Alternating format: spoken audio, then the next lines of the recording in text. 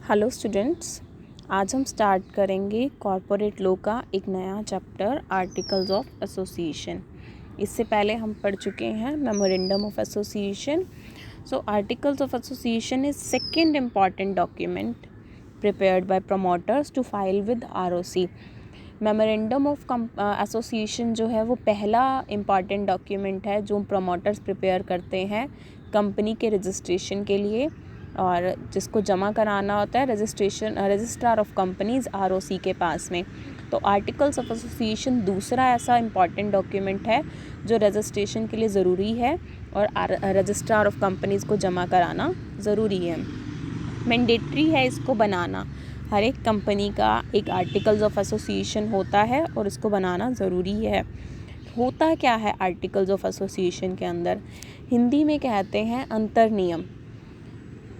अंतर्नियम मतलब कंपनी के internal rules, ऐसे रूल्स जो कंपनी को इंटरनली रेगुलेट करते हैं, मैनेजमेंट को रेगुलेट करते हैं, कंपनी के इंटरनल अफेयर्स जो आंतरिक कामकाज होते हैं जो कंपनी में उनको कंट्रोल करते हैं, उनको लेकर के रूल्स बने होते हैं। जैसे कि बोर्ड ऑफ डायरेक्टर्स को लेकर के रूल्स, मैनेजर्स के लिए रूल्स, मेंबर्स के लिए रूल्स, शेयर होल्डर्स के लिए, प्रमोटर्स के लिए, वेरियस पार्टीज़ के लिए अलग अलग रेगुलेशंस हैं, ताकि कोई किसी का नुकसान ना कर सके हर एक किसी भी केस के अंदर। मेमोरेंडम के अंदर ऑब्जेक्ट्स डिफाइन होते हैं। मेमोरेंडम के अंदर ऑब्जेक्ट क्लोज होता है जो लिमिट कर देता है कि कंपनी ये एक्टिविटीज़ कर सकती है। आर्टिकल्स जो हैं वो ऑब्जेक्टिव्स को पूरा करने का प्रोसीजर बताते हैं। Memorandum defines the scope of activity कि इतना स्फेयर है, ये सब कर सकते हैं। आर्टिकल्स लिमिटेशंस डिफाइन करते हैं कि इसके अंदर रहकर कंपनी काम कर सकती है। तो क्या होता है आर्टिकल्स के अंदर? Rules applying to internal management, rights of various parties. Rules जो इंटरनल मैनेजमेंट पे अप्लाई होंगे वो वेरियस पार्टीज़ के राइट्स, जैसे डिबेंचर होल्डर्स के, शेयर होल्डर्स के, ऑफिसर्स के। आर्टिकल्स जो है वो मेमोरेंडम को वायोलेट नहीं कर सकते। आर्टिकल्स मेमोरेंडम के बेस पर बने हुए होंगे, मेमोरेंडम की तर्ज पर बने हुए होंगे। ऐसा कोई काम जो मेमोरेंडम कहता है वॉइड है, मेमोरेंडम के ऑब्जेक्ट्स में मेंशन नहीं है, तो वो आर्टिकल्स के अंदर नहीं लिखा जा सकता। सेक्शन 25 ऑफ कंपनीज एक्ट क्या कहता है? आर्टिकल्स मतलब articles of association of a company, originally framed और एल्टर्ड वन, चाहे वो शुरू से बने हुए हैं या उसके अंदर एल्टरेशन हुआ है, डजेंट मैटर, वो आर्टिकल्स ही कहलाएंगे। In pursuance of any previous company law और ऑफ दिस एक्ट, जो कंपनीज एक्ट के अंडर बना रखे हैं आर्टिकल्स वो, या उनमें चेंज किया हुआ है, वो भी आर्टिकल्स ही कहलाएंगे। तो ये डेफिनेशन बड़ी वेग सी है, ये बता रहा है कि आर्टिकल्स मतलब articles under companies act. Actually क्या है? अगली डेफिनेशन देखिए।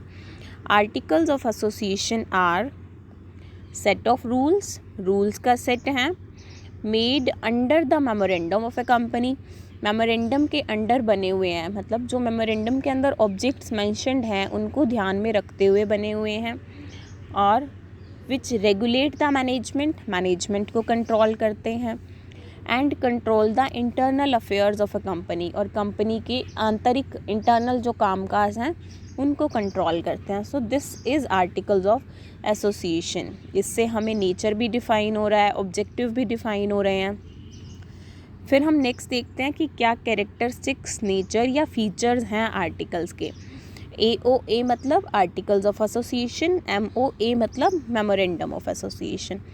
पहला important feature governed bye MOA, memorandum से गवर्न्ड होगा। कोई भी एक्ट जिसको मेमोरेंडम डिफ़ाइन नहीं करता, मेमोरेंडम के ऑब्जेक्ट्स में नहीं है, वो आर्टिकल्स में भी नहीं हो सकता। It is a public document, public document है जिसको रजिस्ट्रार के साथ रजिस्टर किया जाता है।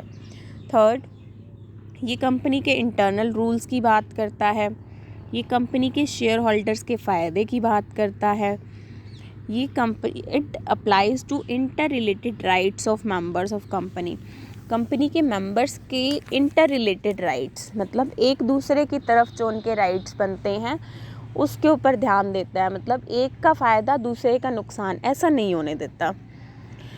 It defines power limitation rights of companies officers, company के जो वेरियस ऑफिसर्स हैं, प्रमोटर्स, डायरेक्टर्स, मैनेजर्स, उनकी क्या पावर्स हैं, क्या राइट्स हैं, क्या उनकी लिमिटेशंस हैं, कहाँ तक वो काम कर सकते हैं, उसको डिफ़ाइन करता है। कंपनी के बिज़नेस को कंडक्ट कराने में और मैनेज कराने में हेल्पफुल है। अमेंडेबल है to suit changing business requirement, इसको चेंज कर सकते हैं, कोई प्रोविज़न ऐसा है जो चेंजिंग बिजनेस के हिसाब से चेंज करना पड़ेगा तो चेंज कर सकते हैं, रिजिड नहीं है। It explains the rules and policies for attainment of objectives को पूरा करने के लिए रूल्स और पॉलिसीज़ बनाता है, उसको एक्सप्लेन करता है। It acts as a contract between members and company, members और कंपनीज़ के राइट के बीच में एक कॉन्ट्रैक्ट का काम करता है, मतलब दोनों के राइट्स को डिफ़ाइन कर सकता है। मेंबर्स कंपनी से क्या एक्सपेक्ट करें और कंपनी मेंबर्स से क्या एक्सपेक्ट करे, दोनों के ही इंटरेस्ट को फ़ायदा करता है, दोनों के हितों की रक्षा करता है। इम्पॉर्टेंस क्या है आर्टिकल्स ऑफ एसोसिएशन की, कुछ एक पॉइंट सेम आएंगे, जैसे कि कंपनी के लिए इंटरनल रूल्स बनाता है तो मैनेजमेंट में हेल्प हो जाती है, रेगुलेट करता है सबकी पावर्स को, मेंबर्स के इंटरेस्ट को सेव करता है। तो वन बाय वन पढ़ते हैं। ये मेमोरेंडम ऑफ एसोसिएशन को सप्लीमेंट करता है और उसको फंक्शनल बनाता है। इंटरनल अफेयर्स को, इंटरनल मैनेजमेंट को रेगुलेट करता है। ऑब्जेक्टिव्स अचीव करने के लिए रूल्स और सब रूल्स डिज़ाइन करता है। डे टू डे प्रॉब्लम्स का सोल्यूशन देता है। कंपनी और शेयर होल्डर्स के बीच में रिलेशनशिप एस्टेब्लिश करता है। मेंबर्स और कंपनी को एक दूसरे को बाइंड करता है। मेंबर्स कंपनी की तरफ लायबल हैं, कंपनी मेंबर्स की तरफ लायबल हैं, कुछ ना कुछ जो भी जिम्मेवारी है वो बाइंड करता है। बाइंड करता है मेंबर्स को कि वो आर्टिकल्स को फॉलो करें, आर्टिकल्स को फॉलो करना ज़रूरी है और वो रिटन में हो जाता है तो बाइंडिंग हो जाती है। Dealing parties should know articles of association, dealing parties से ये एक्सपेक्ट करते हैं कि आर्टिकल्स ऑफ एसोसिएशन को वो पढ़ें ताकि उनको पता चल जाए कि जो कॉन्ट्रैक्ट कर रहे हैं वो लीगली एनफोर्सेबल है या नहीं, या किस तरह से है, आप जो कॉन्ट्रैक्ट कर रहे हैं वो उसको कैसे पूरा करा सकते हैं। Next is company can do certain acts only if articles authorise, कुछ एक काम ऐसे हैं जो एक कंपनी तभी कर सकती है जब आर्टिकल्स ऑफ एसोसिएशन उसको अथोराइज़ करें, अदरवाइज़ नहीं कर सकती। फॉर एग्ज़ाम्पल, अगर मेमोरेंडम ऑफ एसोसिएशन के अंदर कोई क्लोज ऐसे हैं जहां अल्टरेशन करना है, चेंज करना है, तो उस चेंज के लिए पहली रिक्वायरमेंट क्या है, अगर आर्टिकल्स कहेंगे कि मेमोरेंडम चेंज हो सकता है तभी पॉसिबल है, अदरवाइज़ पॉसिबल नहीं है। तो कुछ एक काम तभी हो सकते हैं जब आर्टिकल्स उसको अथोराइज़ करें। नेक्स्ट आपका टॉपिक इसी के अंदर है obligation to register articles of association, क्या आर्टिकल्स ऑफ एसोसिएशन को रजिस्टर कराना ज़रूरी है, कब ज़रूरी है, when it is necessary to register articles and when not, कब ज़रूरी है कब नहीं है, या क्या हर कंपनी को आर्टिकल्स रजिस्टर बनाना और रजिस्टर कराना ज़रूरी है, एक्सप्लेन करना है। तो आपको ये किसी तरह से भी आपको पूछ लें, obligation, when it is necessary, when not, is every company necessary, is it necessary for every company, तो सॉल्यूशन क्या आएगा इसका, कंपनी को आर्टिकल्स ऑफ एसोसिएशन के लिए हम 4 पार्ट्स में डिवाइड कर रहे हैं। Company limited by shares, private company limited by shares, company limited by guarantee और अनलिमिटेड कंपनी। जो ये पहली टाइप ऑफ कंपनी है, कंपनी लिमिटेड बाय शेयर्स, इसके पास ऑप्शन है कि ये आर्टिकल्स बनाए चाहे ना बनाए, ठीक है। नहीं बनाने के केस में क्या होगा वो आगे बताते हैं।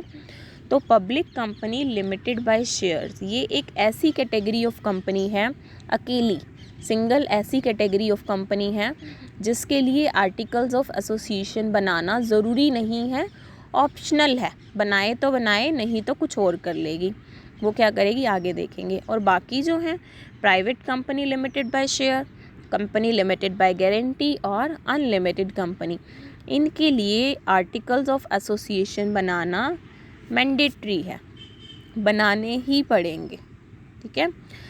आगे देखते हैं। अब देखिए public company limited by shares, अगर ये आर्टिकल्स नहीं बनाएगी तो इसके इंटरनल रूल्स कहाँ से आएंगे। हमने पढ़ा कि आर्टिकल्स जो हैं वो कंपनी के इंटरनल रूल्स बनाते हैं। अब ये आर्टिकल्स नहीं बनाएंगे तो वो इंटरनल रूल्स कहाँ से आएंगे। टेबल ए ऑफ शेड्यूल 1 जिसके अंदर 99 मॉडल आर्टिकल्स होते हैं। एक public company limited by shares, इसके लिए आर्टिकल्स का रजिस्ट्रेशन ज़रूरी नहीं है। अगर ये आर्टिकल्स नहीं बनाती तो शेड्यूल 1 के टेबल ए को अडॉप्ट कर सकती है, जिसके अंदर 99 मॉडल आर्टिकल्स हैं जो इंटरनल रूल्स बन जाएंगे और कंपनी की मदद करेंगे टाइम टाइम पे जो भी डिसीजंस लेने होंगे। तो ऐसी कंपनी का जब मेमोरेंडम ऑफ एसोसिएशन रजिस्टर होता है तो उसके साथ ब्रैकेट में लिखा जाता है registered without articles. Memorandum of association registered without articles. Next देखिए, ऐसी कंपनी के प्रमोटर्स के पास टेबल ए को लेकर के 3 ऑप्शन होते हैं। ठीक है, promoters of such company have 3 options. पहला ऑप्शन है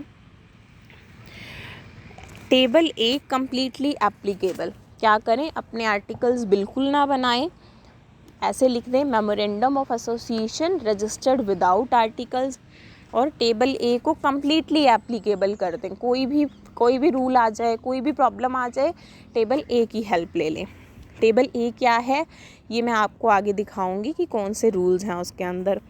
दूसरा ऑप्शन क्या है, अपने आर्टिकल्स बना ले, और अगर कोई ऐसे पॉइंट्स हैं जिनके ऊपर हमारे आर्टिकल्स कुछ नहीं बोल रहे, कंपनी ने आर्टिकल्स बना लिए लेकिन ऐसी सिचुएशंस आ गई जिस पर हमारे आर्टिकल साइलेंट हैं, कुछ लिखा ही नहीं हुआ, उस केस में टेबल ए को अपना लो। उस केस में टेबल ए का प्रोविज़न ले लो कि ऐसे केस में टेबल ए क्या कहेगा। तीसरा ऑप्शन, अपने आर्टिकल्स बनाओ and expressly exclude the regulations of table A. अपने आर्टिकल्स बनाओ और साथ में ये लिखो कि टेबल ए नहीं मान्य होगा, कि किसी भी केस में टेबल ए का रूल हम अप्लाई नहीं करेंगे। ठीक है, तो ये था public company limited by shares के लिए। इनके लिए सिर्फ ये एक ऐसी कंपनी है जिसके लिए आर्टिकल्स बनाना ज़रूरी नहीं है, नहीं बनाएगी तो टेबल ए अडॉप्ट कर लेगी। टेबल ए को लेकर के 3 ऑप्शंस इनके पास अवेलेबल रहते हैं। पूरी टेबल ए ले लो। दूसरा ऑप्शन, अपने आर्टिकल्स बना लो, जिन चीज़ों के बारे में हमारे आर्टिकल्स कुछ नहीं बोल रहे उसके लिए टेबल ए की हेल्प ले लो। तीसरा ऑप्शन, अपने आर्टिकल्स बना लो पर साथ में ये कर दो कि टेबल ए बिल्कुल exclude, we will not take help from table A in any case. ठीक है, सेकंड कैटेगरी देखिए, private company limited by shares. इसके लिए मैंडेटरी है बनाना। साथ में आर्टिकल्स के अंदर 3 रिस्ट्रिक्शन डालनी ज़रूरी हैं जो सेक्शन 268 के अंदर दी हुई हैं, जो एक प्राइवेट कंपनी को प्राइवेट कंपनी बनाती हैं। क्या रिस्ट्रिक्शंस हैं वो? पहला, restriction on transfer of shares. एक प्राइवेट कंपनी के मेंबर्स अपने शेयर्स दूसरे मेंबर्स को नहीं दे सकते हैं। Restriction of members to 200, members 200 तक ही हो सकते हैं एक्सक्लूडिंग एम्प्लॉइज़। तीसरी restriction, prohibit invitation to public to subscribe for any securities of companies. Company public को इनवाइट नहीं कर सकती किन्हीं भी सिक्योरिटीज़ को सब्सक्राइब करने के लिए। ये आर्टिकल्स बनाना ज़रूरी है private company limited by shares के लिए, और उसके अंदर ये 3 रिस्ट्रिक्शन डालना ज़रूरी है। तीसरी category, company limited by guarantee. Articles बनाना ज़रूरी है, और आर्टिकल्स के अंदर क्या डालना ज़रूरी है? Number of members with which company is to be registered. जितने मेंबर्स के साथ कंपनी रजिस्टर कर रहे हैं वो लिखना ज़रूरी है, और उनकी कितनी गारंटी होगी ये तो हम मेमोरेंडम ऑफ एसोसिएशन के अंदर लिख ही चुके होंगे। Fourth is unlimited company. Articles बनाना मैंडेटरी है, और क्या लिखना ज़रूरी है?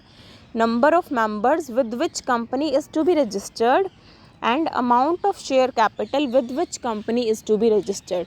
कितने मेंबर्स के साथ, कितनी अमाउंट ऑफ कैपिटल के साथ कंपनी रजिस्टर हो रही है, ये दोनों चीज़ें आर्टिकल्स ऑफ एसोसिएशन के अंदर मेंशन करना ज़रूरी है। नेक्स्ट छोटा सा टॉपिक कवर करेंगे, फॉर्म और legal requirement of articles of association किस तरीके का होता है। आर्टिकल्स ऑफ एसोसिएशन प्रिंटेड होता है, पैराग्राफ्स में लिखा हुआ होता है, पैराग्राफ्स को सीक्वेंस में नंबर दिए हुए होते हैं 1 2 3 करके। सिग्नेटरीज टू आर्टिकल्स, आर्टिकल्स के ऊपर कुछ लोग साइन करेंगे, वो कुछ लोग कौन होंगे, वो ही होंगे जिन्होंने मेमोरेंडम के एसोसिएशन क्लोज पर साइन करे हैं। मेमोरेंडम के एसोसिएशन क्लोज पर प्राइवेट कंपनी के केस में 2 लोग और पब्लिक के केस में 7 लोग साइन करते हैं, अपना ऑक्यूपेशन डिस्क्रिप्शन लिखते हैं, रेजिडेंशियल एड्रेस लिखते हैं और उनके साइन को, हर एक साइन को एक विटनेस करता है। ठीक है, तो वो विटनेस का नेम, एड्रेस, ऑक्यूपेशन, डिस्क्रिप्शन, ये सब। इसी तरह से आर्टिकल्स के भी सिग्नेटरीज होंगे, हर एक सिग्नेटरी को और विटनेस को अपना एड्रेस, डिस्क्रिप्शन और ऑक्यूपेशन बताना होगा। दिस इज़ फॉर्म और legal requirement of articles of association. Next, अगर एक कंपनी के आर्टिकल्स के अंदर कोई फॉल्स इन्फॉर्मेशन है, कंपनी रजिस्टर्ड हो गई, कंपनी के आर्टिकल्स के अंदर कोई फॉल्स इन्फॉर्मेशन है या कोई इम्पॉर्टेंट इन्फॉर्मेशन बताई नहीं गई, छुपा रखी है, तो कंपनी या वो पर्सन जो ये फ्रॉड कर रहे हैं वो लायबल माने जाएंगे अंडर सेक्शन 447। अब लायबल हो गए तो पनिशमेंट मिलेगी अंडर सेक्शन 448। क्या पनिशमेंट होगी? 6 साल से लेकर के 10 साल तक की जेल हो सकती है, फाइन लग सकता है of amount up to amount involve multiplied by 3। जितना अमाउंट इन्वॉल्व है फ्रॉड केस के अंदर उसका 3 गुना तक फ़ाइन लग सकता है। सो अगर आर्टिकल्स ऑफ एसोसिएशन के अंदर फॉल्स इन्फॉर्मेशन दी है किसी ने या कोई इन्फॉर्मेशन छुपाई है, ज़रूरी इन्फॉर्मेशन छुपाई है, तो रिस्पॉन्सिबल पर्सन लायबल होगा फ्रॉड के लिए और उसको पनिशमेंट क्या मिलेगी? 6 महीने से लेकर के 10 साल तक की जेल या फिर फ़ाइन लगेगा। जितनी अमाउंट इन्वॉल्व है उतनी का 3 गुना तक, मैक्सिमम 3 गुना तक एक पनिशमेंट हो सकती है या दूसरी हो सकती है या फिर दोनों हो सकती हैं। So this is about articles of association. इससे नेक्स्ट लेक्चर में हम देखेंगे अल्टरेशन ऑफ आर्टिकल्स की। इन केस कोई चेंज करना है आर्टिकल्स के अंदर, किसी प्रोविज़न के अंदर, तो वो कैसे चेंज होगा। तब तक के लिए you can read it. Thank you very much. Please like, share, comment and subscribe.